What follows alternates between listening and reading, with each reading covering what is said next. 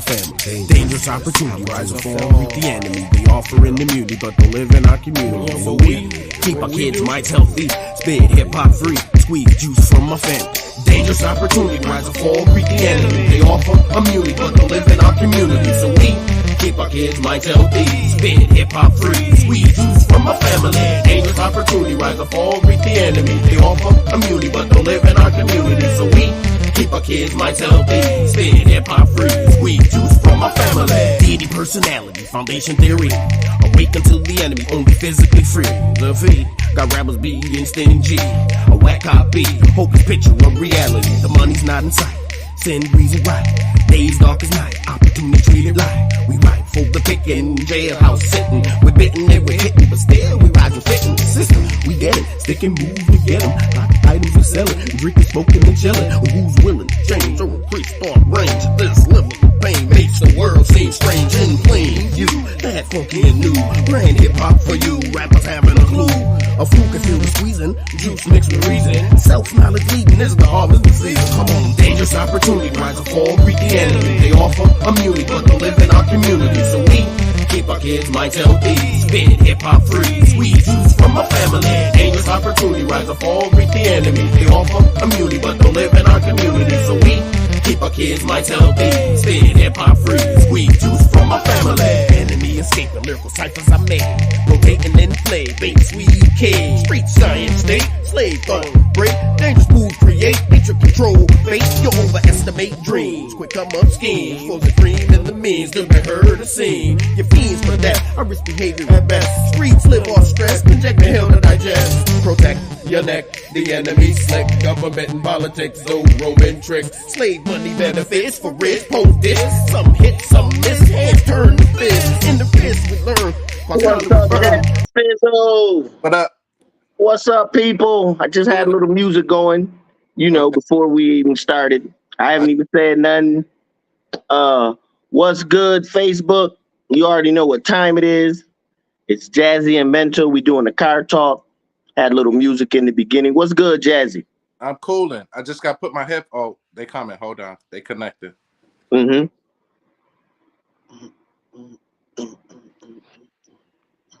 I feel like Florida. Shit. We're in the rainy season down here. Oh, it's hot here. It's funny how when I was in the military and I was in Panama, it had 2 seasons, wet and dry. It would rain every single day, bro, at the same time. Yeah, I remember you telling me half the year, for 6 months. Half the month. In the next 6 months, you don't get a drop of rain. Nothing. And Florida mimics that. It's not as intensive, but it has the same flavor to it. How you doing? But I'm good. Can't complain. Oh, you crispy with the New York grim? Oh boy. I just talked to him. He said he's going to be logging on in a second. This is a good one because we've been trying to get him for a minute, So we do have a special guest coming on shortly. So what's going on? What do you think about this holiday, Juneteenth? What do you think? I guess for most people it's a day off, right? But I don't like the way that it ain't even special no more like it used to be, because once they get their hands in it and start marketing, it takes away for the whole thing. It's just about money. It's just like any other holiday now. Fact. Capitalizing off the dollar, so that's what I don't like. You name me, besides Mother's Day and Father's Day, name me one more day that's an actual real holiday. Yeah. Oh, there you go, my brother. There you go. What's good? Hey, peace, chilling. Peace, bro. Hey, peace. How you doing? I'm good. I'm good. I can't complain. We've been trying to get you on here forever, man. I know. I just got a lot going on. That's all. I know. It's a hot one up here today, right? It really is. Yeah. So, I'm Jazz. That's Mento, brother Haru. We're so glad to have you. We follow each other on Facebook. Yeah. Let me do this. Let me go in the house real quick because I got cars passing by and I can barely hear y'all. So give me one moment. Go ahead. All right. Yeah, I'll take this heat any day. Mental Uh, bro, over that it's cold. not even that hot because it just He should be rained down texting here y'all where in a I'm few at. minutes. All right, Oh, I'll be upstairs for a now minute. So now now if we go ahead and get the it's rain, it kind of might cool cool. it It done off. cooled it down. Okay, What? okay. How hot is it up there? It's got to be 95 at least, Oh, what? Yeah, 96. absolutely. Peace, Hmm. love, or peace. So Turn this. yeah, well, what I was All right. saying is that we've been trying to get you on here for, I mean, since all the solstice, the winter, the summer, the spring. We've been every time, you know. So hey, it's a pleasure to have you on, man. Basically, what me and Mental do is that we introduce ourselves, and then you Hold know on, who we are. we got a special guest. Hey, Miss Oh, Visa. Miss Lisa. Hey, Peace. Miss Visa. Hey, What's what's good, up? love? What's up? Just chilling. All right. Okay, okay. Oh, so I was just going, Brother Haru, Visa is one of our, she's on all the time with us. Okay. We have a little crew that we go back and text forth and everything, and she's Mm-hmm. part of the family. But basically, what we do here is that for our first time guests, what we like to do is to go ahead and tell us a little bit about yourself. How did you start your spiritual journey? Do you have any spiritual services that you offer? And then after we start talking like that, spirit just jumps in, man, and then it's unbelievable how it takes off. All right. All right. So I'll say that my name is Haru Kemet. I've been into knowledge probably since I was 14, 15. Always been a real studious reader. Um, Hip hop was really flowing back in the mid 80s. I'm from that Mm, era. I'm a yeah. 70s kid. Okay. So 84, 85, of course, Run DMC, Mm. LL, Big Daddy Kane. X Clan was the group that really stuck out for me. I think I might have been maybe 17, 18, maybe. To But the just east, the my thing, brother.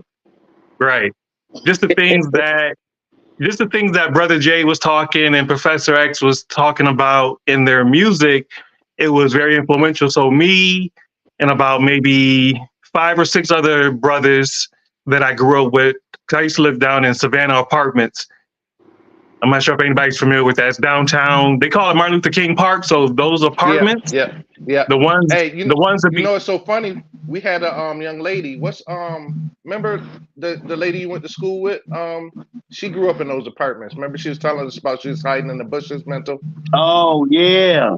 I Hold on, forgot we her got name. Miss Honey Pie on the that came to join us. Oh, okay. How you doing, Miss Honey Pie? Hello. greetings. Greetings, greetings. We don't want it. Oh, We'll let you introduce yourself in 1 minute. Finish up, Mr. Haru. You was just All saying. right. go Go ahead. ahead.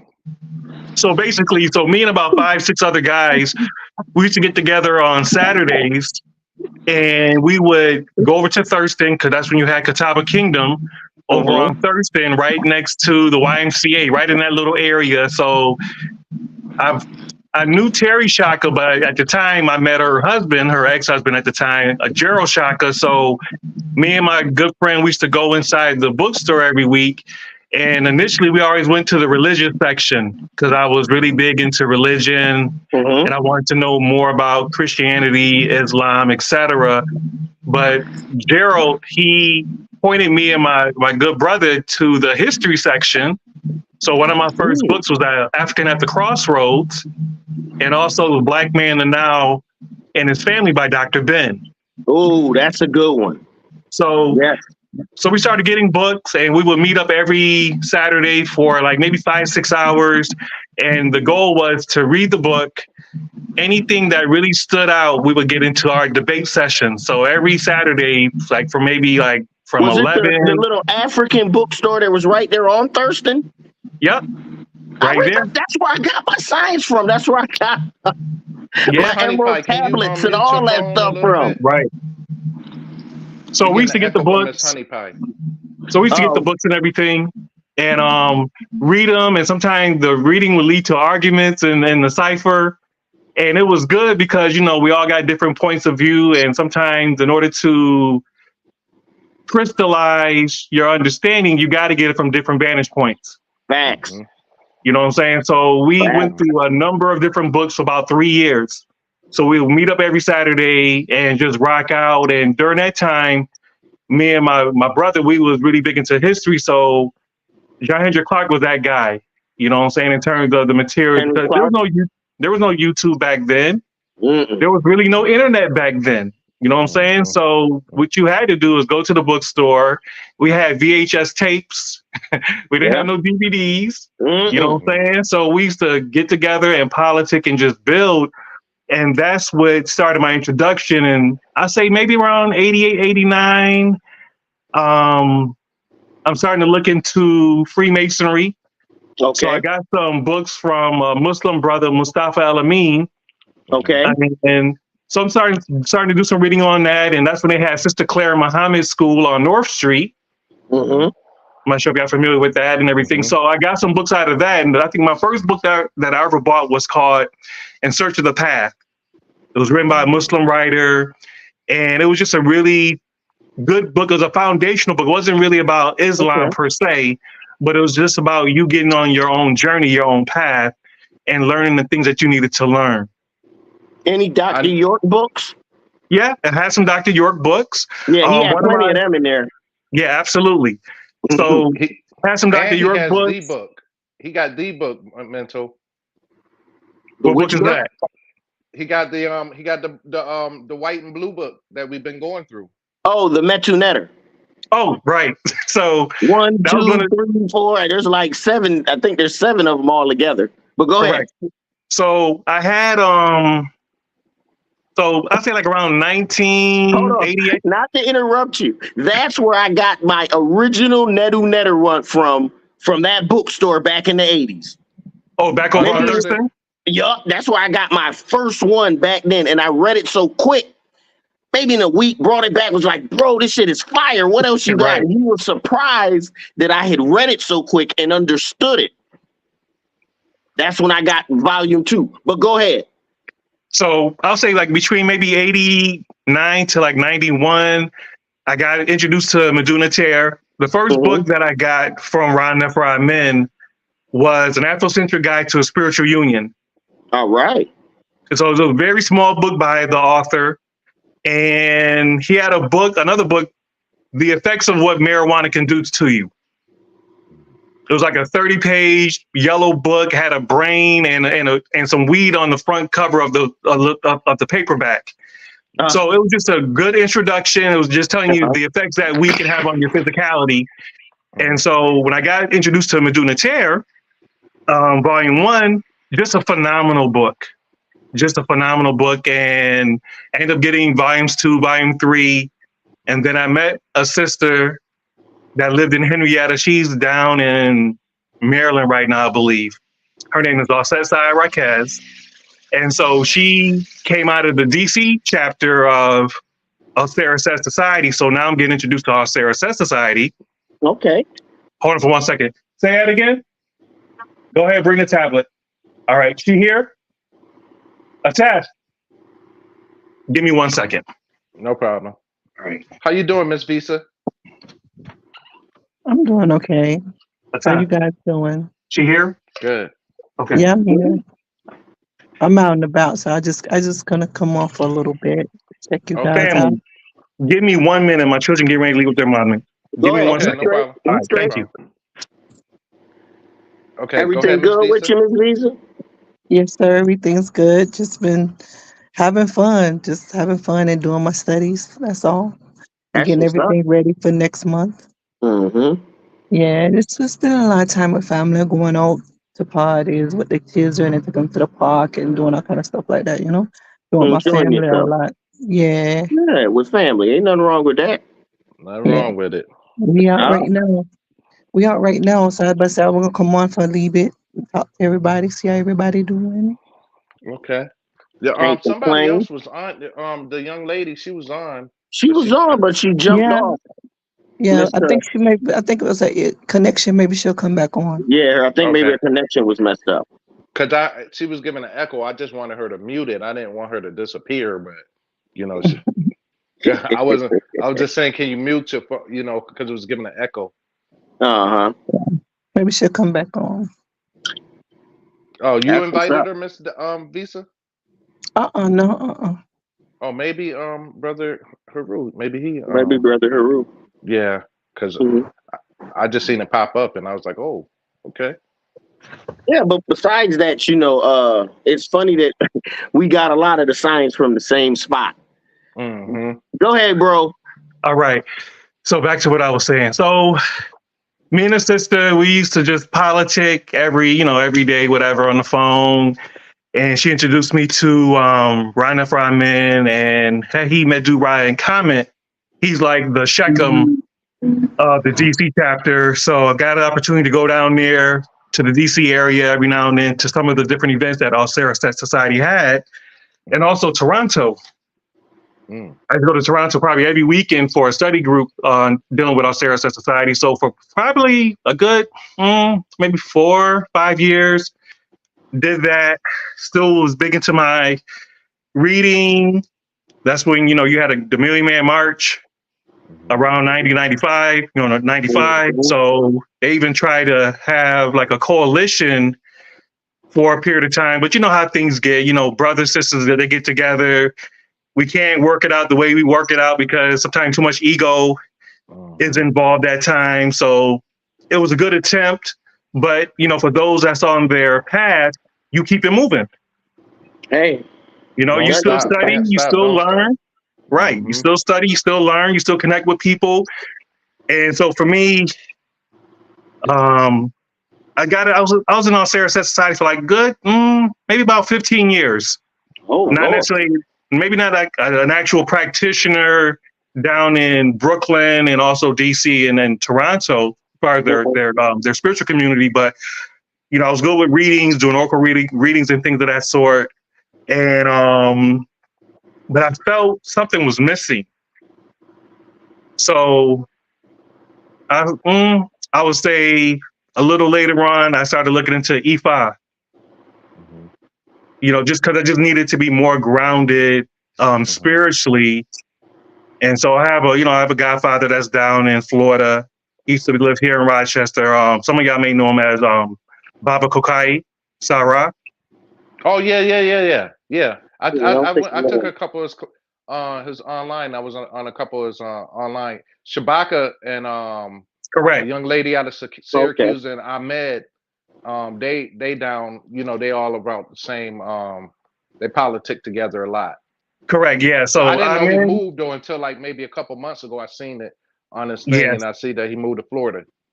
Yeah. So Kokai's, he's been down there for like 20 plus years. So he has a good, strong plug in Rochester. Me, Stigalo, Yeah, Stigs, Stiglo. I'm Yeah. in, Shabaka, Sham. Yeah, Sham. That's Yep. she live in Syracuse or something, right? Correct. Yeah. Okay. So I've been around a lot of different circles. You have A.B. True Blackman, Howard Eagle, that's here in Rochester. Mm-hmm. So for me, just studying and just writing. I'm big into writing. I would say if I had to share my gifts with anyone, it will be my writing. Okay. Definitely a good writer. I like to You working politic on with any people. books or anything? Yeah, I have a book that should have really been out a long time ago. The name of it is called Earthbound. I was thinking about X-Clan back in the day. Mm-hmm. And my first daughter, Sensoray, just the way she came into the world, it was just a beautiful expression of a father's love to his daughter. And so my daughter, she's the one who gave me that initial spark to write this book. And so my book deals with love stories, deals with history. I deal with the future. So I'm still in the process of getting that book done. It's just, sometimes life takes you in different directions and sometimes you got to kind of flow with that direction. Mental Mental wrote a book and he working on the second one now too. Overstanding Darkness. Beautiful. Yeah. Gotta overstand. Gotta overstanding darkness, right? So I got a question though. Can you go into the society that you was a part of? to give us a little background information on everything that you partook in everything? I would say that with all Saracen society, they're real big into, being vegetarian or being vegan. So if you look at the palmetto root or the tree of life, that the term Geb is at the base of the tree. And so if your health is not in order, then how can one grow spiritually? Okay. You know what I'm saying? It's no different than if you're going to the gym and you're working out. If you're not putting the right things into your body, you're not going to get the maximum benefit for your body. So change of thinking, of course, has to be there. The discipline that one should have with eating and getting good quality rest and engaging in sexual activity, not excessively, but you engage the way you're supposed to as a man. But at the end of the day, it's about preserving your life force. Mm-hmm. You know what I'm saying? Because if you don't have no life in you, then what are you? You're dead. Yeah. You know what I'm saying? So for me, when I got into the society, it was really big on meditation. So I've done a lot of meditation back in the day. I haven't done it as much as I should at this point in my life. But meditation, eating good or eating clean, and just trying to live my art. Living truth, justice, balance, order, harmony. Trying to live that in your day-to-day is challenging, but it's rewarding. Are you still vegetarian? No. Okay. I left the vegan and vegetarian thing alone because it's too expensive and I don't got the money for it. And realistically, say it again. It's boring. That too. Oh, I know. I was a vegetarian. I'm with you. I'm trying to get there though. I'm trying to get there. My thing is this, if you eat clean, it's like if you're doing fish, maybe do beef once a month or whatever the case may be. I do chicken breast. I don't mess with veins and cartilage and in the wings and all that stuff. But give me some chicken breast, I'll rock out with it. Okay. But my thing is, vegan and vegetarianism, it has its place, but to be excessive with it, it will really show up in your body. You end up losing weight. You end up losing the nutrition that you really need, despite you thinking that you're getting what you're getting being vegan. But at the same time, how can I say this? Because Shabaka, I think he pescatarian though, right? Right. I think he dealing with fish. Right. Yeah, and see, there's nothing wrong with that. Okay. The fish piece is good. I think vegan is just extreme. Okay. It has this place, somebody to say, hey, I want to do vegan. But I guess my thing is, like, when you go into a grocery store, the most healthiest parts of the grocery store is the veggies, the fruits, the grains. That's on the outside when you go into, like, if you go into a Tops or to a Wegmans. Everything that's in the aisle, I always call it Frankenfood because it's in a box. It was made out of somebody's warehouse. Mm-hmm. You know what I'm saying? So, you're trusting, unbeknownst to the customer, you're trusting the organization that's putting out this food and you're going to the store to buy it. You know what I'm saying? So my thing is the food stuff in the aisles, while it has its place, it's convenient, it may be even priced right, whatever the case may be, to get your food on. But if you really want to just get back to the basics, rock out with the fruits, rock out with the veggies. There's a lot of different combinations you can make with that. You gotta remember, they done took food to a whole nother level. You can eat food when you're sad, eat food when you're happy, eat food when you're excited, eat food when you're bored. They done took food to a whole new level. You know what I'm saying? Any emotion can invoke food-orientated something. Do you fast? That's what did the most for me. I used to fast. I used to do a liver fast every springtime because, like, during the early 2000s, I met a doctor who was into Ayurvedic medicine. He was an Ayurvedic physician. And so between Ayurveda and Chinese medicine, those are two things that I was learning really heavy back in early 2000. I say like from 2002 to like maybe, traditional Chinese medicine? Yep. I was actually thinking about going to school out west to a school called Bastyr in Seattle that had a really good Chinese medical program, as well as there's a school here in Seneca Falls, is the New York Chiropractic College. they have a 4-year degree program in Chinese medicine, and so you learn about the 5-element theory, which Right. is foundational work for the Chinese Uh-huh. medicine. So I went from reading those texts to actually seeing patients for a period of time, and my doctor, he was my guide, and I had a really good hands-on with patients because for me, I'm a big dreamer. So sometimes I would see diseases in the body in my dreams.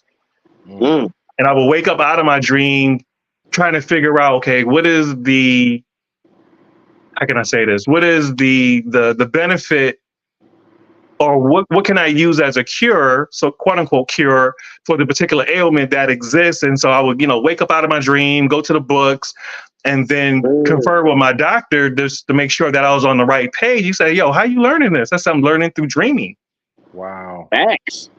You know? What do you think about Western medicine? It has its place because we exist in this world, and the people that Everything has its place. Come on, Right. we can do better than that. I would say this. That until people start taking a holistic approach with themselves, because everybody who comes into the world has a different frequency, a different vibration as it relates to the food that we eat. You know what I'm saying? So my thing is, if you're eating the quote unquote right foods, that's one thing. But Western medicine, we know it deals with symptomology. Right. It deals with the branches of the tree. It doesn't deal with the root. No. They may be aware of the root, but we know that the root is nature. And we also know that since they take nature and they bastardize nature, that's why we have drugs. Facts. You know what I'm saying? Instead of medicine. Absolutely. You know what I'm saying? So we know that your foods are your medicines, your herbs are your medicines. Right. Going to the doctor is like last resort. It should be a real last resort, because even in ancient China, they had what they call barefoot doctors. So the barefoot doctor, he would come through town and he would politic with everybody, whatever case may be. And the goal for that doctor was, I'm going to treat your ailment for the next season. So we're in the summer now. So I'm going to treat your fall ailments now in the summer. So when fall comes, you don't have any issues. That's when I get paid. Facts. You know what I'm saying?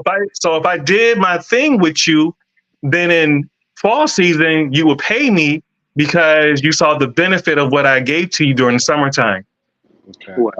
Well, we know they're just practicing medicine. They say it. They tell you what's going on. Absolutely. We just don't want to pay attention to it. So my question to you, because you asked me about Western medicine, I guess, what was your reasoning for asking me in terms of, like, do I subscribe to it? Do I embrace it? Just that now that you know that there's a holistic view to, how someone comes from a point of health to a point of disease. You Absolutely. know what I'm saying? You know that now. So now when I look at Western medicine, I look at it as buffoonery, just crap. All right. Correct. There's a worse way to try to fix anything. Right. So that's why I really asked with, look at them people going to the doctor knowing they ain't going to get treated right, even if the doctor thinks they're treating them right, because they're learning the wrong thing. They start from a point of sickness, not a point of health. Right. What are we talking about? How can you even do that? That's right. But think about it. We live in Western culture. Most people want to be Americans more than anything else. European Americans, we want to think like these people. We want to act like these people. Whatever they doing, we doing. Unless we getting discriminated on, now we want to be black, African, whatever, whatever the case may be. Right. That's facts. We don't want to be nobody else until we get discriminated on. Now we raise up our flag and the black fist. And it's like, no, you're supposed to be handling your business, knowing who you are. Because if you know who you are, you're not going to get into bed with these people.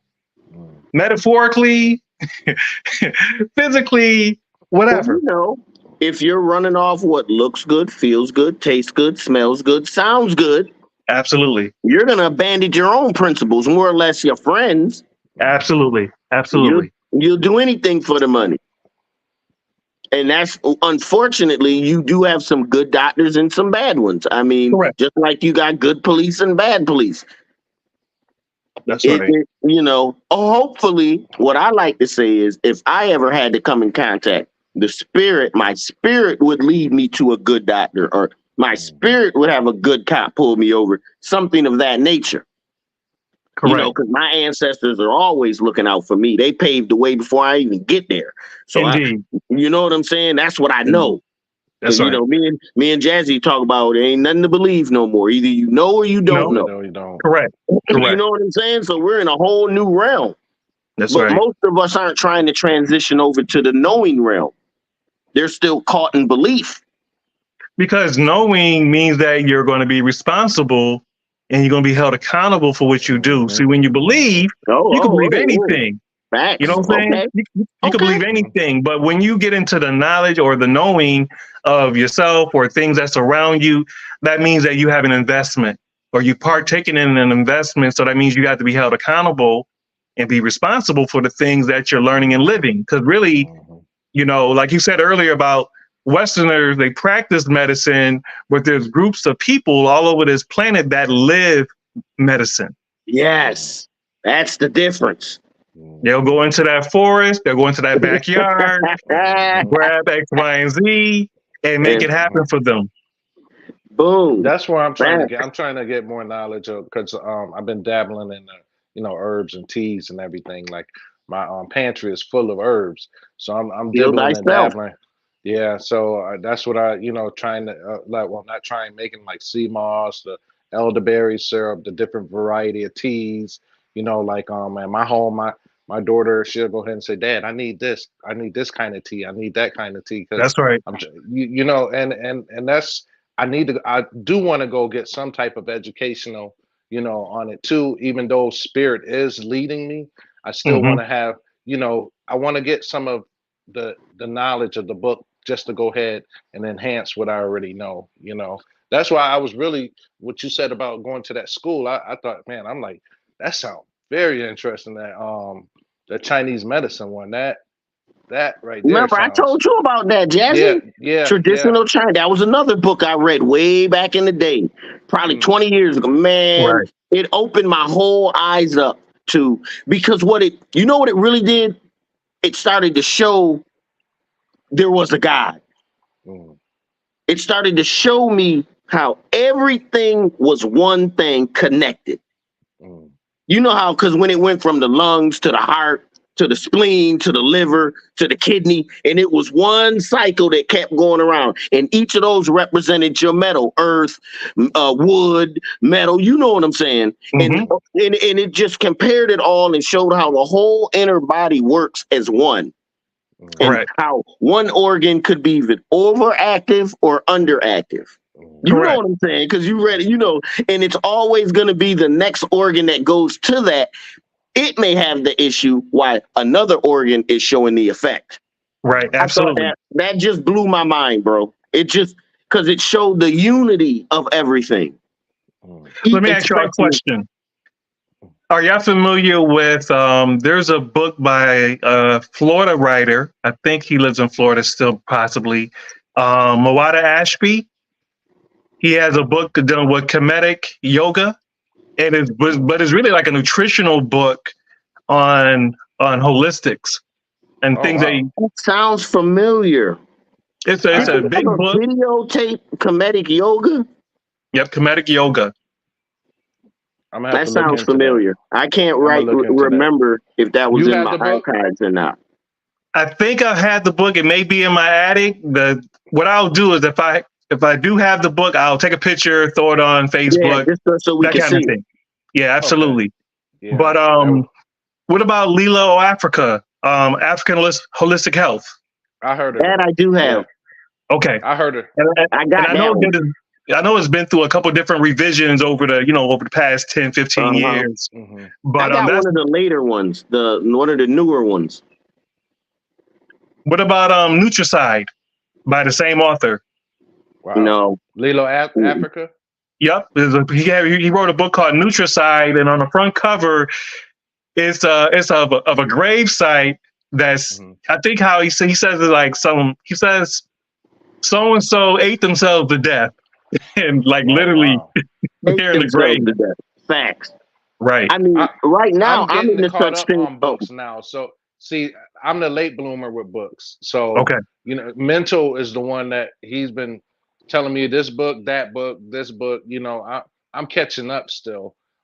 So like even though you saying these, I'm gonna when I go and watch the rewind, I'm gonna write Okay. everything down and look them up so I can go ahead because I'm trying to become a more avid reader because like even in the first part of my journey I listened to more audio because the way my life was set up at the time I was Right. working overnights and I was able to be hands free so I listened Okay. to a lot of different audio books and and lectures and that but now I want to go ahead and put my hands on the actual books so that's why I said I'm catching up with the books now so yeah, Yeah. I'm I at the mean, point where I done put all these books into actual science, bro. I could probably reverse aging if I wanted to. Real hey, talk. you look Only young to because me, family. I all I do, I go through the breathing technique, right? I use restraint breath. Do you know what that is? It's in the metal netter. The Like restraint do breath, the you talking pot like belly. When you Dumo breathing, fire breathing. fire breathe, yes. Yeah. I use the fire breathing, but listen how I did it. I use the fire breathing, but I go through each chakra with each mantra in each color. So the root chakra, navel chakra, solar plex, heart, each color, and I go through. So when I start, I'm regular, but when I'm done, I'm in a full sweat. Sounds about right. I Almost. remember back in the 2000s when I was going to Toronto for the study group for Sarah Set. Mhm. They had this brother out of the society where he was doing qigong practices because I learned qigong mm, Mhm. practices back then, and it helped me a lot. It's like qigong wakes your body up, wakes your mental up, wakes you up spiritually. And there it was just one particular video that I remember, and he did like maybe 15 different exercises with breathing and subtle Mhm. movements, like subtle yoga movements or yoga postures or asanas. And you would be dripping in sweat. mm. You didn't have to get the workout because you just got the workout. You know what I'm saying? Did It was you just ever see crazy. the manual, the five Yoda the yoga techniques that's actually supposed to reverse aging? No, not even I so. I'm not actually familiar got the with it. manual, and I used to do it. I used to do it every day. I used to do it every day for like I say about 6, 7 months. Okay, But back then I was young, so I really never thought it did anything right, until I got older. right. Mm. Then I started to feel the effects of the spiritual stuff I used to do 10 years ago. Right. That's Mhm. You right. know what I'm saying? Breathing. Now instead of it everything, I try to make all my breaths a fire breath. Mm. But keep it balanced too, because while we're doing fire breathing, there's other peace, brother. There's other elements of breathing that. Okay, I'll say it like this: whenever you do Dumo breathing or fire breathing, ideally should always be done in the morning time because you rise up like the sun, so Mm. your body should be like the sun in the morning. Mm. At nighttime, you should never do fire breathing at night because it'll keep you up all night when your Mm. body should be at rest. Mm. Okay. You know Now what I I'm saying? never have So a problem falling asleep. That sounds that's it good makes then. sense No, I though. don't. Real talk. That's good. I think I'm so energized when I'm up. I mean, even when I wake up, I kind of wake up like, wow, the lights are on, baby. Let's That's right. roll. That's right. That's right. That But when That's I go that right. to sleep, makes gone. My That's wife's right. that gonna makes be sense mad though with what me he's because how saying fast I go to because sleep. the whole thing is operating in the law of nature. That makes Correct. sense to me. You see what I'm saying? The scholarship behind that makes it when you said that because like you said in the morning you rise and then Hmm. when you going asleep it makes sense to go ahead and do a meditation that's gonna calm everything. Can you read that mental? It says, peace to the gods. Oh, okay. Who is Okay. that? I can't see. I can't read it. Kenyo. Okay. Peace, peace, peace. Peace. Peace, brother. Peace. Brother Haru, I want to ask you this too. Can you tell me how was your awakening? When you first realized your awakening, how was it for you? And Okay, what say was that some? one more time. I had somebody pass by on the show. I couldn't even hear you. Say that again. Okay, how was? Can you go through a little bit of your awakening? When you first realized like being the light was on, and you know a little bit about that. Okay. I would say that for myself, I've always been like a rebel, like even in my family or Hmm. the black sheep of the family, Black so to sheep. Hmm. speak. So I Hmm. think my Me too. first awakening took place when I was 7. I Oh remember I wow. had a very vivid dream Good of dreams. I was in a room, I was in a white room. I had all white on. I had a white pencil and a white sheet of paper, and I decided to draw the human body. And something in me told me to breathe on this drawing. And when I breathed on the drawing, this human being popped up off of the Oh drawing table. wow. Okay. And it wasn't shocking to me. It felt natural. Mm. And because back then, my mom, she bought a lot of Britannica encyclopedias for me and my brother back then. So I was Mm-hmm. really big into reading encyclopedias, going to the library during that time frame. And I remember there was a encyclopedia where it gives you like a kaleidoscope of the human body, as far as the Okay. blood, the tissues, the muscles, the skin. And it was like I said, it was like a kaleidoscope, and that kind of I recalled it from memory in my dream, and was able to draw out the details of the heart, the small and large intestines, Oh wow. Okay. and that was like one of the most significant things for me back then. Um, Also, I was reading the Bible back at that time when I was younger because my mom, she ordered these Bible books. There were light blue, yellow lettering Bible books, like children's Hmm. books. Yeah, I had those when I was younger. Okay, Yeah, so I you know what I'm All the remember talking those different about, too. Bible stories. Yeah. right? Yeah. So I That had no one I had read. those books, and I'm trying to think. There was a situation where I was living in Savannah Apartments, Hmm. and this being made out of clouds came down to the parking lot, and whoever it touched, either you would die on the spot or you would ascend. Mm. You would ascend in the sky, and that kind of lasted for a while. And I had that dream reoccurring for like maybe like 5 more years. Wow. 5 years. That's a long time. Yeah, I have very vivid dreams. I feel like I always wake up in my dream. Mm. So for me, one of the ways of They both awakening for do. myself was, if you're ever inside your house in your dream, try to turn the light on. If Mm. the light doesn't turn on, you know that you're in a dream. Okay. Just like going into the bathroom and trying to turn on the water in your sink, but nothing comes out.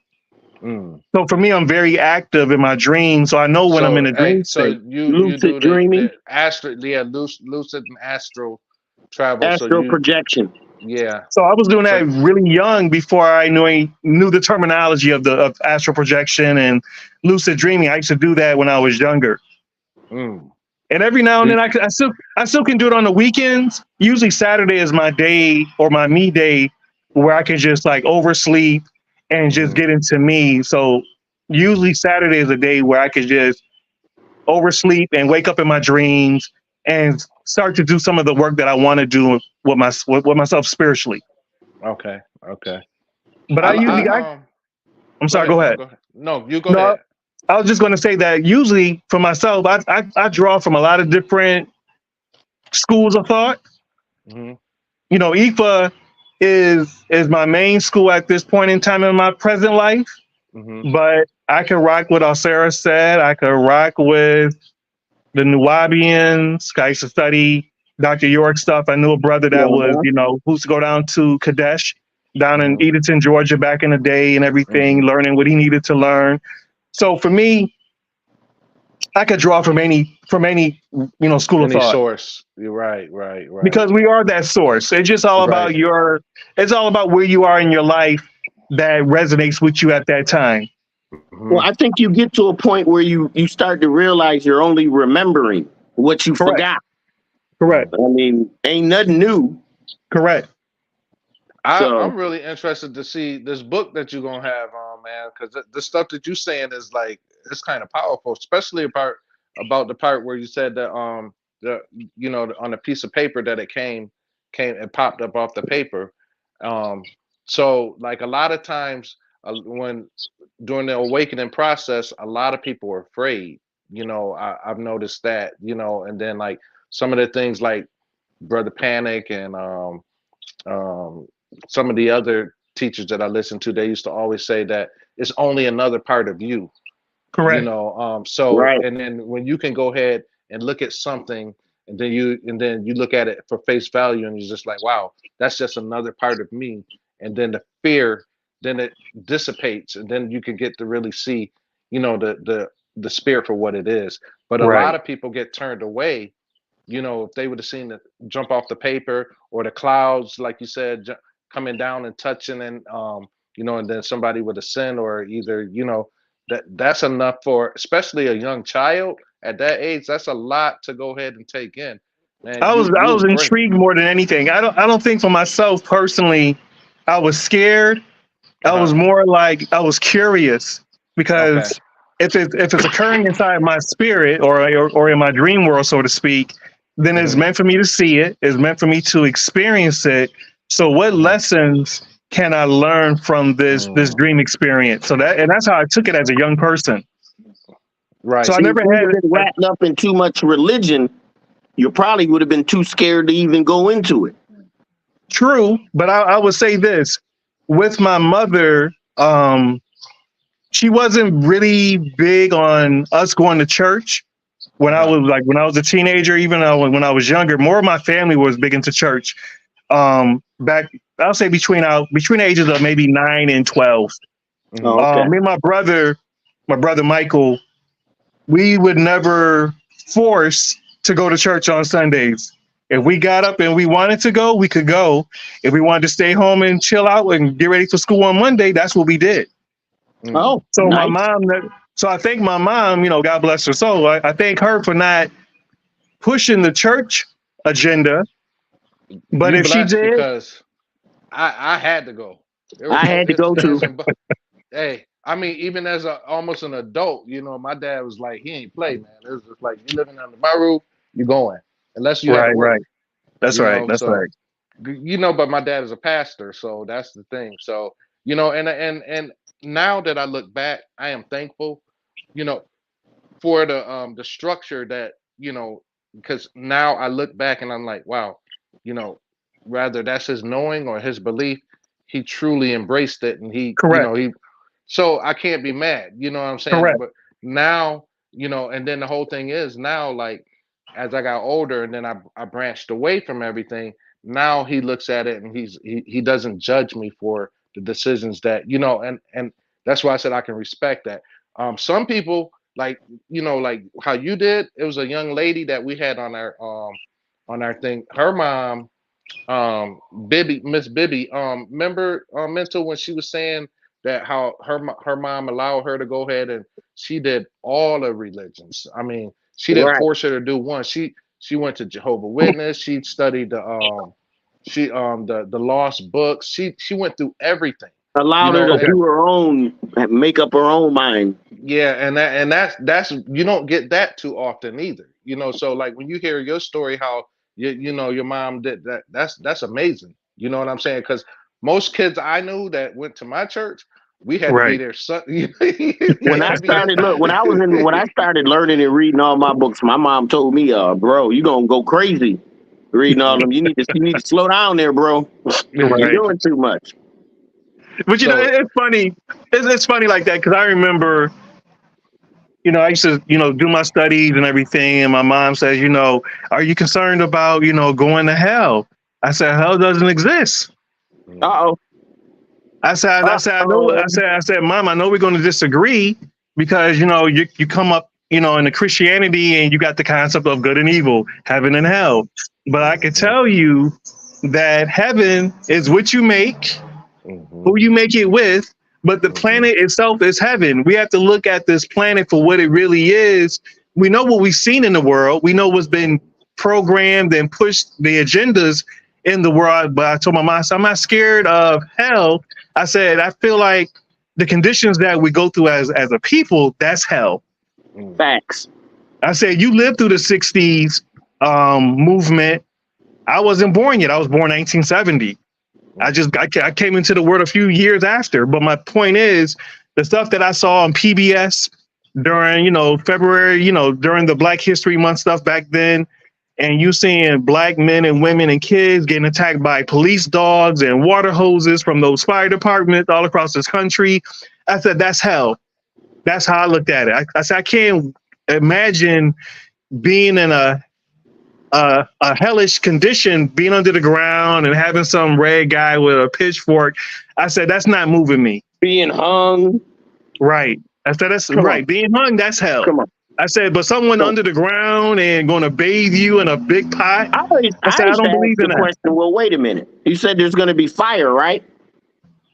And brimstone? Wait a minute. What do we need for fire? We need some wood. We need some kindling. We need air. Because I know if I go up off the earth, ain't none of that. That's right. That's right. I'm just saying. So it must be something physical. Right. If we're talking about hell. Right. Mentally. Right. So, so for my thing is, I don't want to, be argumentative with my mother. So I said, you're entitled to believe what you've been exposed to. I said, I can't blame you. I said, you've been around grandma and granddad, and they've been part of the church. Right. They've been part of the church for 50, 60 years. So I said, I'm not here to argue with you on that. I said, I just have a different perspective that works for me. And I said, I could talk to anybody. I don't care if you're Muslim. I don't care if you're Christian. I don't care if you're Buddhist or Hindu. That's what I arrived. That's what I used to tell them. If you was over there in Arabia, you would be Islamic. If you were in Japan, you'd believe in Zennism. If you was in South America, it'd be the Orishas. You were born in. No one chooses their religion. Correct. Let's be real. No one really said, yes, I come out the womb, I'm a Christian, a Baptist, a Zenist, a Muslim. Come on. It's pushed upon you. You had to be molded into a certain thing, So, Brother Haru, I want to ask you, do you do any, I know you said Ifa, do you do any rituals like moon or, I have my shrine, my Baba, I end up getting my shrine, my warrior shrine about 3 years ago. Okay. Normally we go down to Florida to do our rituals, despite you could do stuff here, but how can I say this? It's always good to be a part of a spiritual community that does ritual work, because it's just not you. It's more than just you. So it's one thing to have. I have my shrine down in my basement to do my one-on-one work. But when I really need that energy, that power, that ashe, I need to get with my Baba. I need to get with my other brothers and sisters that's part of the Ifa community, because it's more powerful, it's more magnanimous, and you learn differently, like how we learning from each other right now. Because I could read a book to y'all, but our conversations with each other is more profound because we're having organic relationships. Even the stuff that we do online, it has its place, but I would rather see my brothers in person, because what we talk about in person is different than what we doing online right now. True. You know what I'm saying? But again, we do what we can do based on the time that we're given and, in our schedules. So I'm glad that the technology exists where we can buy 3 people on a podcast or 15 people on a podcast. He's in Florida. Oh, you're in Florida family. Now. Yeah, I moved down to Tampa about 7 years ago. That's what's up. Yeah, so it's cold. I couldn't do it. So it's good that we can politic and chop it up and build online. But one of the greatest gifts is where we're all each other's company, and we're feeling each other's vibes, feeling each other's energy, temperaments, and we're learning in a way that you can't get online. Right. You know what I'm saying? But I appreciate us being able to be online to have this conversation. You know what I'm saying? This was good, man. This was good, bro. I want to We've been on just about an hour, just about right now, so I don't want to hold, you know, too long, but because we go forever and ever and ever and ever. I mean, I got sometimes. some time. My children Okay, they going with their okay, mom until tomorrow, so okay, I'm good. We got a little time. okay. Well, So because when it, go ahead, Mental. I was just gonna say, because when it comes down to healing, that's when, I like to be a self healer. I never get sick, but even so, and try to fine tune. We all scientists when it comes to the spiritual stuff, trying to figure Absolutely. out what works and what don't work. Correct. So, Correct. right now I'm trying to use everything, what I say, how I see things, every color, everything has to be in a spiritual alignment. That's right. That's You right. know what I'm saying? But it has Yep. to be natural, because the whole thing about knowing, when you get to the realm of knowing, when you're not thinking about stuff. Correct. It You just comes doing. naturally. Right. Yeah, And Absolutely. people, that's the craziest thing. You all understood it, but for someone, what do you mean you ain't thinking about it? Yeah. All thoughts get paused. Right. Knowing comes in. It's known. It's there. That's It's right. It's That's right. outside of our thinking mechanism. You know what? It's kind of like, so if I had a ball and I shot it at you, you know what I mean? You wouldn't even think about it. You just do like this. Right. You see what I'm saying? Mhm. It's an automatic reflex about knowing. It's just, you don't have to really think about it. Once you know, it's just a part of who you are. You know what I Right. mean? Spirit. That's the one thing what I'm learning about spirit is that, like I tell Mental all the time. I was like, I don't know, since my awakening and things that has happened in my life, I I can't see going back and being another type of way. You know what I'm saying? It's just like, it's just so refreshing. Just like when you rise in the morning, and then you know That's what I'm right. saying, you get that meditation on, and then like I do want to try the raw fruit foods and stuff. I just want to try it. You know what I mean? Like I haven't done beef and pork about 30 years now. Okay. So it's been chicken, fish, and turkey. My Okay. daughter, she doesn't like meat really at all. So I'm trying to get to a point. She's only 8, but she's pushing me, and then it's open in Hmm. my mind where it's just like I want to do, fruits, vegetables, but I just want to limit the meats and stuff too. That's right. I want to try it. I want to try it. Like Shabaka, he's been for years. I mean, Yeah. fish. We have cookouts or we go somewhere. He's like, and then I almost forget because like we used to do shows together. And, Hmm. he started out like back. We started together in 94, 95, and he filmed all the shows that I did. And then I would just order food for everybody, and then That's I right. have to remember that, you know, he'd be like, it ain't nothing here I can eat. You know what I mean? Right. So That's I'm right. trying to get in that mind frame too. So, but like I said, each day that I wake up and I can't imagine doing anything else. Well, It's just because like, go ahead. I was gonna say that a big part of spirit is acceptance.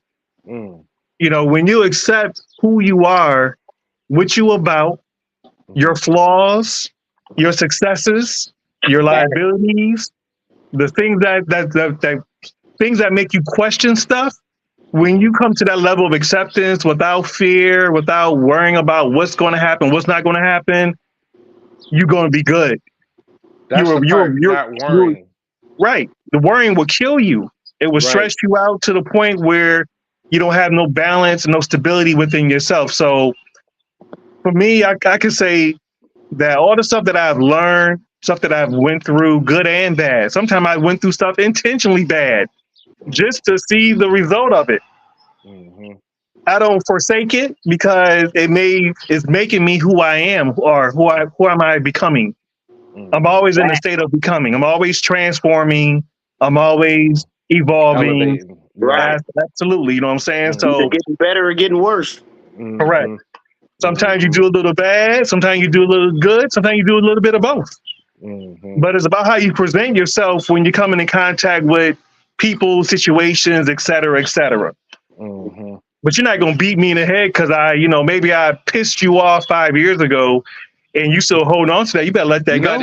You're not even that person anymore. Correct. Correct. That's the thing. What I be trying to tell Correct. people, they come to me and then they like, well, I'm like, dude, you don't really know me anymore because I'm not that person anymore. Look, I don't That even know person that person died. no more.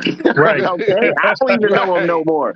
That's right, mental. That's right. That's You right. know what I'm saying? I don't even know that person no more. Right. Shoot. That's right. So when people sometimes when in conversation when they come and they start bringing up, I'm like, wow, really? You know, and it's kind of like because I'm like, wow, I can't even think on that same wave path anymore. You know, my mind frame is just totally different.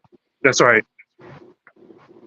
I mean, and it should be because, if we're afforded the opportunity to wake up every morning, that means we have another 24 hours in the day to learn some things, to grow through some things, to leave some things alone, to divorce ourselves from situations. And that's part of you living. I don't want to do the same thing every day unless there's something I can learn and grow from. And, some days they're going to be stand still, but standing still has its place too. Facts. Standing still has its place. So I don't necessarily focus on what you might have did to me 10 years ago, because if my mind is still back in your past or our past, that's not helping me in the present. Because like standing still is sometimes getting out your own way, allowing, so that makes a lot of sense what you're saying. So standing still, and that actually. Well, go ahead, Mental. I was just gonna say, when you stand still, that means you need to stop what you're doing and observe. Stop and look. Stop moving. Stop trying to go left, right, forward, back, up, down, in or out. Just stop. Stop, look, and listen. Right, boom. I was just about to say that, MC Light. Boom.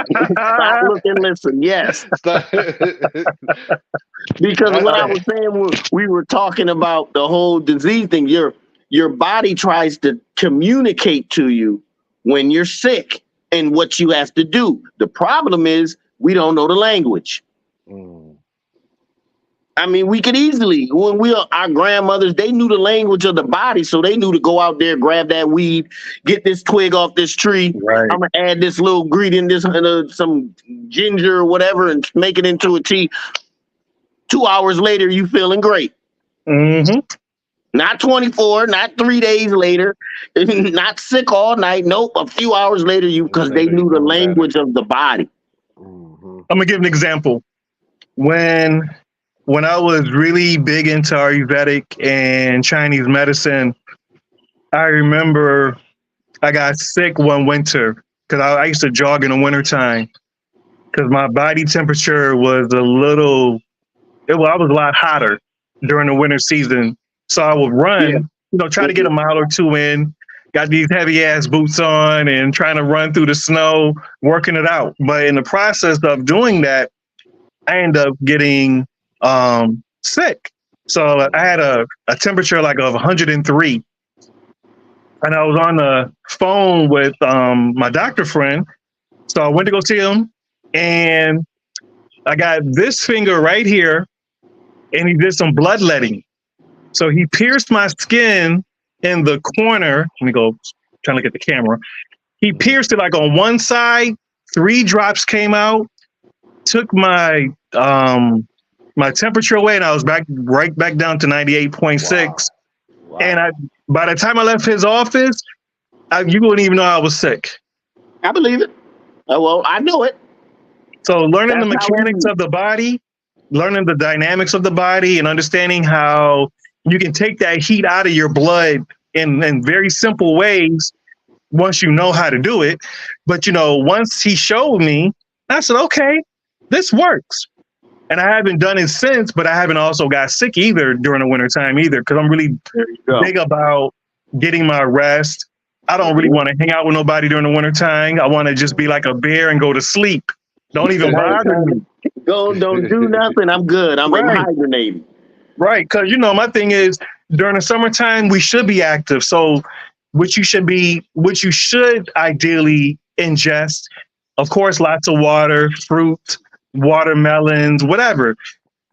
In terms of the solid foods, you can rock out with the meats and all that kind of stuff. But if you're active like the sun during the summertime, then you should be always on the go. You want stuff that's going to fuel your system. Now, fall, wintertime comes, you want to pack it on a little bit. But that's when you can do all your fruits and vegetables during the summertime. Because if you're out in the sun, you're getting your vitamin A and D from the sun, downloads and energy anyway. Correct. Especially if you're out in the sun. All you trying to do is stay hydrated. Correct.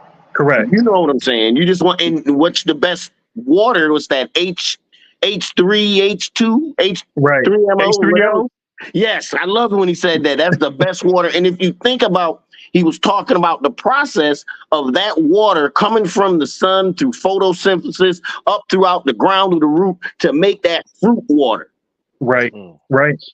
And I was like, wow, that's another miracle process. That's how just reminds me of a process of an entity that's beyond our conception. But go ahead.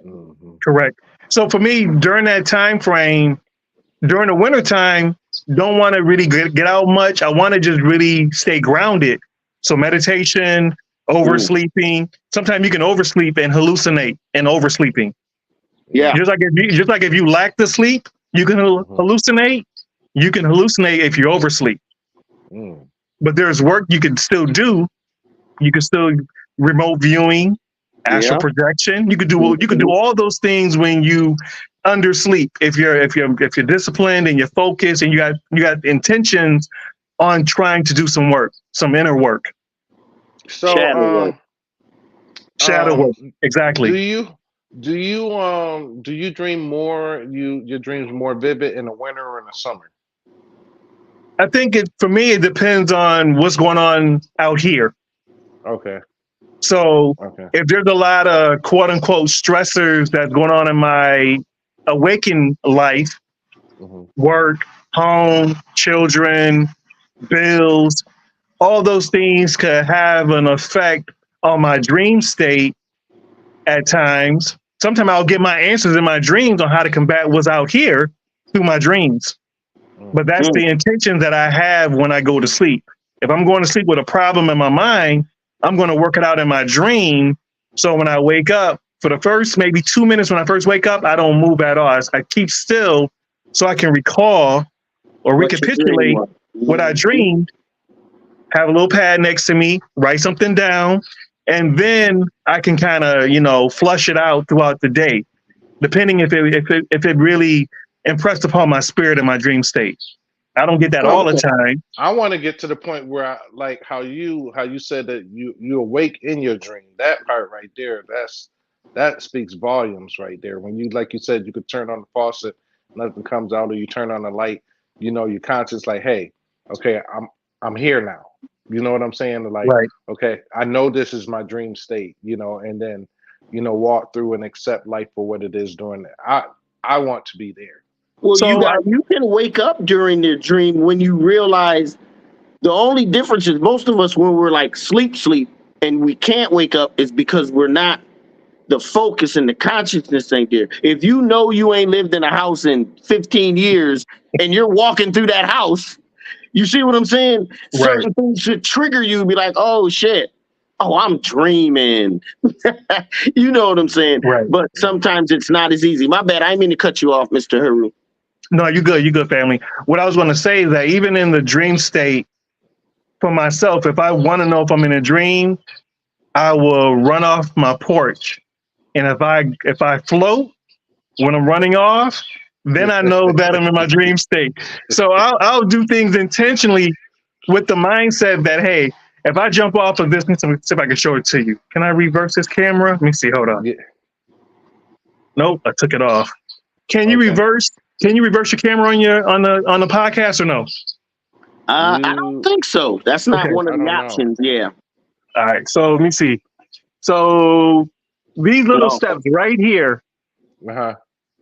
In my dream state, if I run off of that right now and I float across this man's fence, I know I'm dreaming.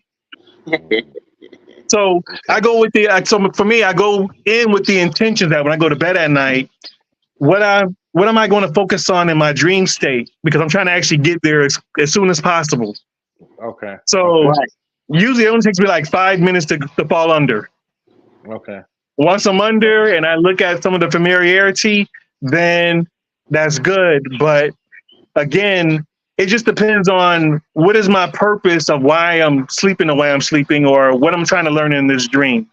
You know what I'm saying? Because even sometimes when you see, I'm sorry, go ahead. No, like I know the first thing that I do, I'm like, let me pinch myself and see if I'm dreaming. But that's kind of like, it don't really work. You know what I'm saying? I got to do something like how you said, you know, if I walk down these stairs and I start floating, then I know, you know what I'm saying? Right. Do you start Or off at the same part when you go, do you start off at the same place when you start off in your dream, or? No, usually when I'm aware that I'm actually in the dream before the actual waking up part, how can I say this? Usually when I realize that I'm in the dream, I'll get a little feeling inside, and I like to fly in my dreams. So I may flap my arms a little bit, and if I can levitate, usually like 5 or 6 feet in the air, okay. And now I know I'm dreaming, and then I can say either I'm going to fly or just get back to the ground and just carry out the dream. But my thing is, sometimes I'll try to see if I could turn my color dreams into black and white.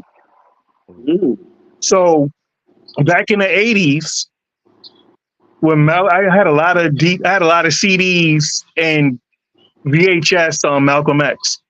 And so of course, a lot of his films there in black and white because of the time. So I used to play these CDs of Malcolm intentionally while I go to sleep, so I can wake up and talk to Malcolm in my dream, and it will be in black and white, and I'll be on stage with him and just having a conversation. And I was more amazed to see my brother Malcolm just talking. I was like, wow, okay, all right. So for me, funny I try you said that, because I was gonna tell Jazzy to get something reoccurring in his head. I'm awake in my dream. I'm awake in my dream. I'm waking up in anything like this. Have it keep going for say it for like 2 or 3 minutes, and have it keep repeating. Right. You'll wake up in your dream. Right. Pretty much. So for me, Malcolm was just that guy. To me, Malcolm was Haru, because he's a hero. He's a black hero for me. You know what I'm saying? So back then, I would just digest and just listen and just take it all in. But my goal was to see Malcolm in my dreams. So I said, you know what? I'll use a CD, loop it, go to sleep. And at some point, I'm going to wake up in that dream. I'm going to see Malcolm. And I've seen Malcolm plenty of times. Some in black and white, some in color. You know, sometimes it would just be dark. You know what I'm saying? I just hear the voice. Okay. So for me, my spiritual path, despite I've been in a lot of different schools of thought, I just feel like life is like a kaleidoscope. And we have that ability to zoom in like a hawk, like Heru, zoom in on your quarry, capture your prey. And then other times you got that broad Panavision and you see everything around you. You know what I'm saying? And 4K, so to speak. So that's how I treat my dreams. That's dope. That's dope. I like that. Yeah. I like that. I learned. I'm going to try some of that myself. Because just simple stuff. That's all. Nothing extravagant. Just do simple things. I mean, I don't know. Maybe I don't want for nothing, because I go to sleep and it's dark. I wake up 3-4 hours later. After that, I dream. Or I be hallucinating, or I be right on the edge of sleep, but don't be sleep. I don't know what to tell you. But for the first 3-4 hours, it's a power. I'm out. That's right. That's right. So we was talking about altars, and then that I just want to. So you said yours is in your basement. So you put in your work. You give us a little bit of information about. We said he had a shrine. Oh, shrine. Okay. What I would say is that, you know, your altar, a simple altar is, you know, getting a table, white cloth, white candle, plant, some water on your altar. You can actually write like little notes. You can use them as burnt offerings. You know, whatever you wrote, you can set it ablaze, or put it on your altar. So everyone's altar should be something unique for them. I would never say there's a one-way approach. One size does not fit all. We all fit all. We're part of the all. We are the all. We are the So all. whatever Universe is you mental. lean towards spiritually, that's what you use. It may be different from mental. Mental may be different from Haru. But whatever our intentions are as it relates to our altars, that's the energy that we're giving, because it's based on our understanding or overstanding. It's based on our evolution as men. It's based on a number of different factors. So it's the energy that it's like a mirror of you. Because that's the way we have to identify in this three-dimensional plane. Facts. Hey, you know what I'm y'all saying? keep talking. So, I'm about to show y'all something. My Father's Day gift. Keep talking, okay? I'll be right back. So I'm for still me, here. we just have to approach. You approach your altar the way you approach yourself. So, like, say, for example, do you take a bath or do you take a shower prior to doing your spiritual work, or do you take a spiritual bath before you do your spiritual work at your altar? Right. We all have those kind of things. Hold on for 1 second, Mental. Hold on. Go ahead. I'm still here, Mental. I just Oh no, you good. I'm Well, getting my. so as you can see, there's many different ways you can awaken yourself during your dreams.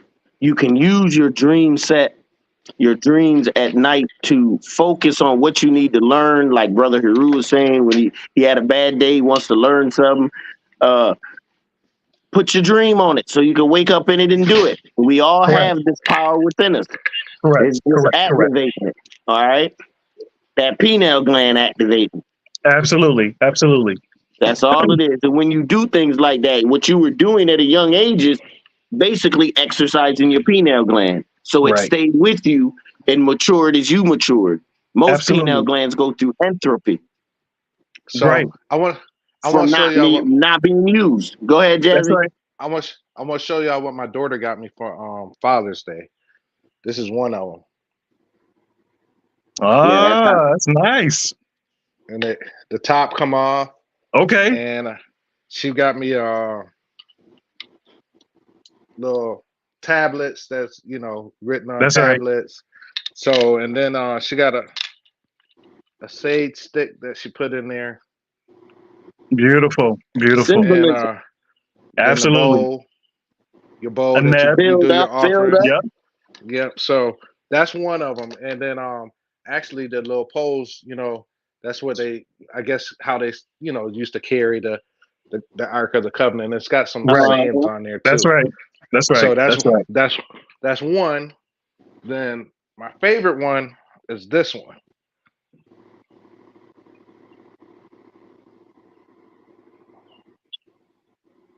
Nah. Can you see that? All right. That reminds me of it's got the heart in it. Yeah, my feather. It's got the feather. I was like, man, this is my favorite one right here. She said, Dad, I seen it. And she said, because I was just talking about Anubis the other day. And so she was like, I seen it. And I was like, my dad would like that. I was just like, she get the best Father's Day gifts though, man. I mean, every time it's something that says, I'm just like, wow, I didn't even know how to act. I felt like a little kid. So since we was talking about altars and stuff, some of the things that I wanted to, because I appreciate that, family. I appreciate that. So but go ahead. No, I'm just going to say that your daughter sharing with you what she feels that you need on your journey. It's in the bloodline, and it's within the DNA, and that's a beautiful thing to have your daughter present you something of cultural, spiritual significance to her Baba. You know what I'm saying? Yeah, that's a beautiful thing.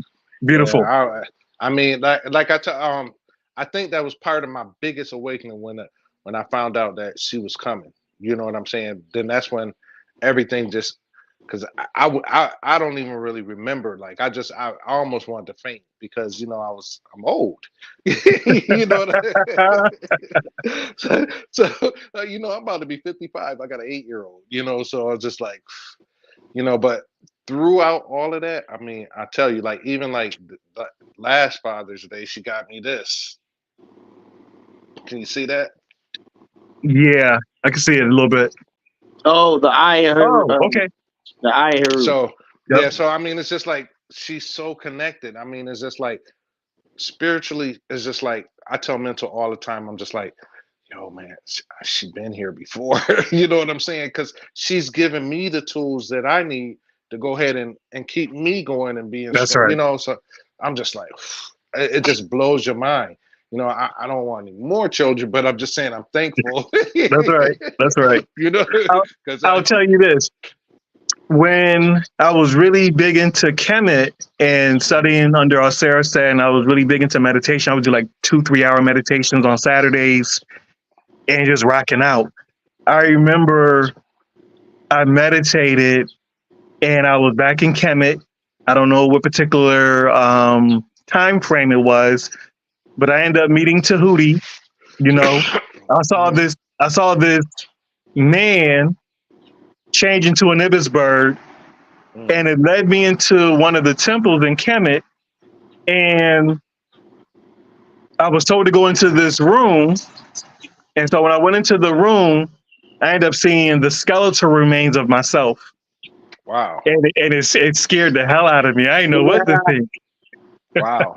That would have scared me. Shoot. So I see the skeletal remains of myself, and then in the next scene, I was led by someone grabbed me by my hand and led me outside. So I see all these sand dunes and pyramids in the background, and all of a sudden, I was pulled to the point where I started to fly. So now I'm looking over Kemet, looking at the 3 pyramids of Giza, Khufu, Khafra, and Menkaure, and I felt so at ease. And once I realized I was at ease being in the air, I landed and then I woke up. But that particular experience has always stayed with me because I've seen myself in past lives at least 3 times. I got killed by the Klan. I got killed by the Klan in the 1800s. I was with one of my ex-girlfriends, but she was my wife, and we had 2 kids together. It was ironic because my daughter, my firstborn, and my first son, they was the children of a girlfriend that I ain't have no kids with. And we were getting chased in some swampy area in the Carolinas. And I remember I got shot 2 times, and I got turned over onto my back. And this white guy was standing over me with this damn shotgun, called me a nigga, and blew my face off.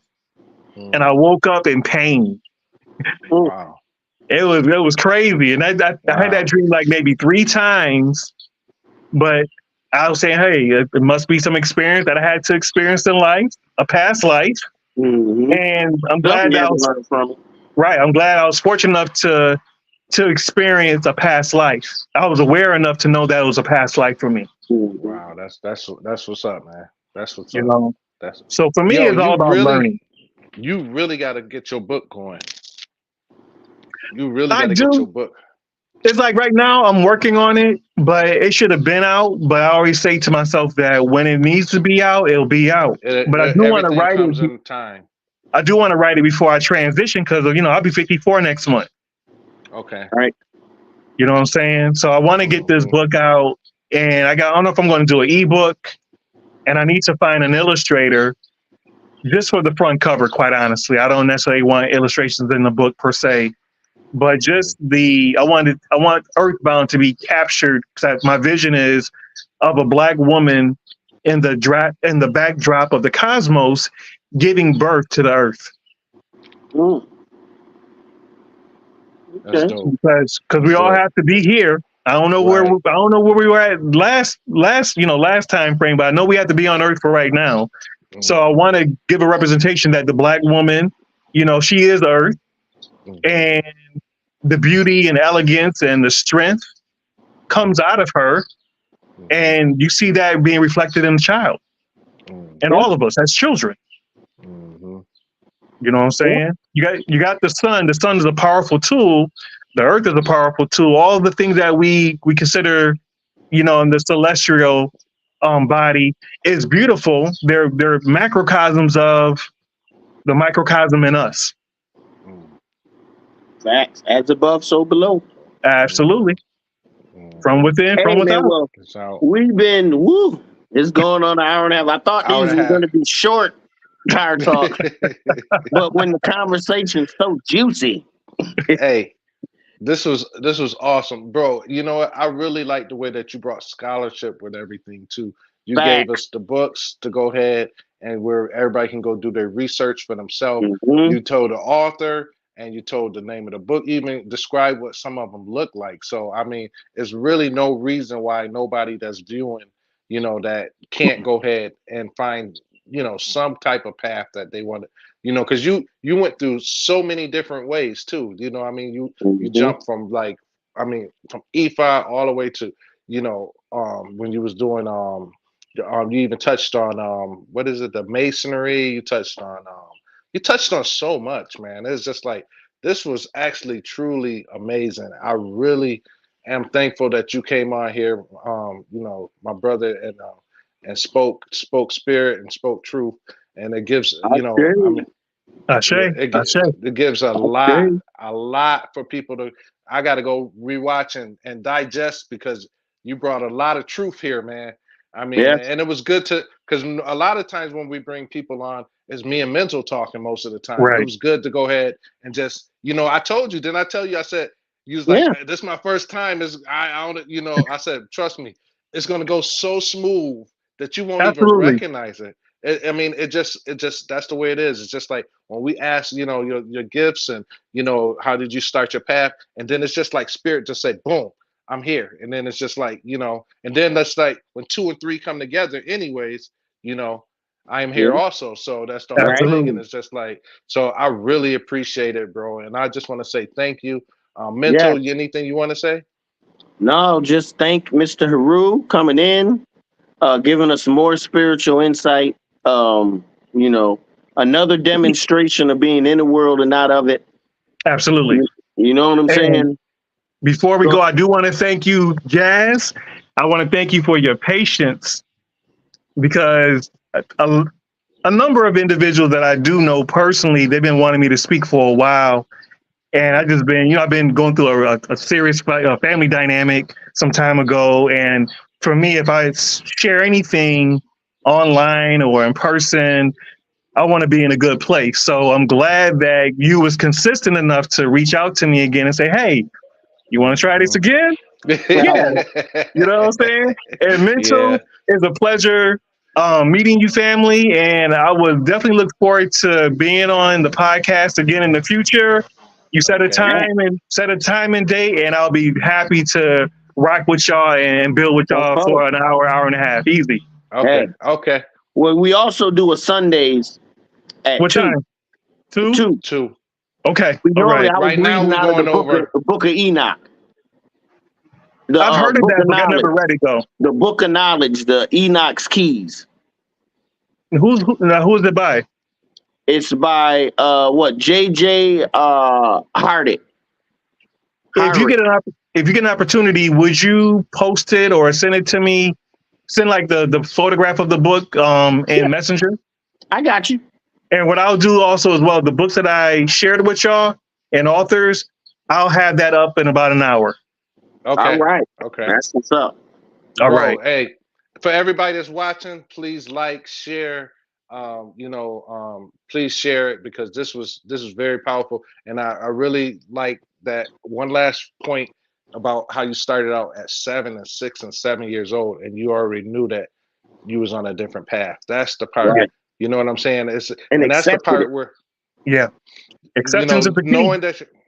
knowing that you're part of the black sheep of the family and that things is a little different and that you stayed on the path, man. And you know what, like I said, thank you, brother. Thank you for Thank coming. you. And I can't wait to have you back on again. And I want to say peace to everybody. And peace and love and All right. grace. All right. Peace. Peace, Peace family. and love. All right. All right. Peace. One. One.